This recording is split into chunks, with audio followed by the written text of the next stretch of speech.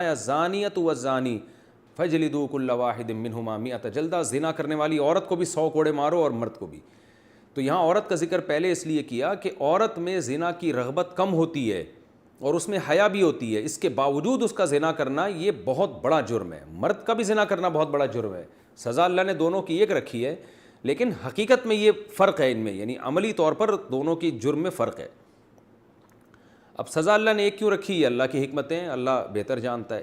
تو شادی شدہ عورت اگر زنا کرے تو یہ اتنا بدبودار جرم ہے کہ قرآن کہتا ہے کہ اگر یہ ثابت ہو جائے گواہوں سے اور اقرار سے ایک مخصوص طریقے سے، تو ان کو زمین میں گاڑ کے پتھروں سے ہلاک کر دو۔ تو اس لیے بھائی اگر کسی عورت سے بھی یہ جرم ہوا ہے یا مرد سے، تو یہ بہت بڑا جرم ہے، ہلکا نہیں ہے۔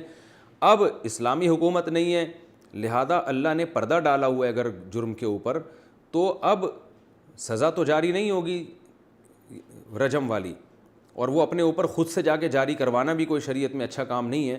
اب یہ ہے کہ چھپ کے گڑ گڑا کے اللہ سے بہت زیادہ توبہ کرے۔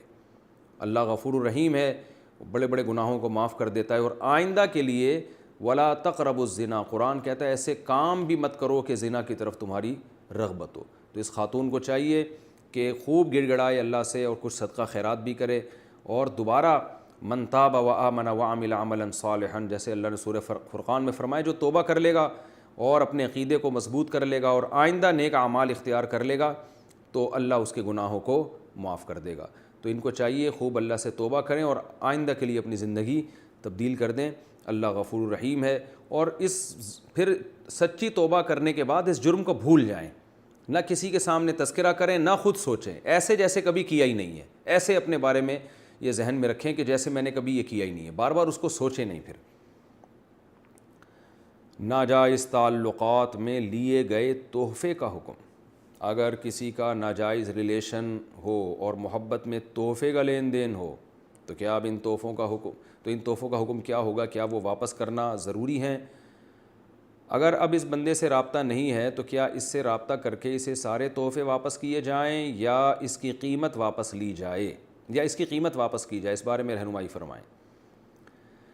دیکھیں، اگر کسی سے خدا نخواستہ ناجائز تعلق تھا تو اس نے جو گفٹ اس تعلق کو پیدا کرنے کے لیے دیے ہیں، یعنی کسی نے کسی عورت کو گفٹ دیے، نیت اس کی یہ تھی کہ تاکہ اس گفٹ سے یہ میرے ساتھ ناجائز تعلق رکھے، اور خاتون نے بھی لیے اسی نیت سے کہ بھئی میں اس لیے لے رہی ہوں تاکہ میں اس کی خواہش پوری کروں، اس کے ساتھ ناجائز تعلق رکھوں، تو پھر تو یہ گفٹ کا لین دین بالکل حرام تھا، اور اس خاتون کے لیے اس گفٹ کا استعمال جائز نہیں ہے، اس کو صدقہ کر دیں۔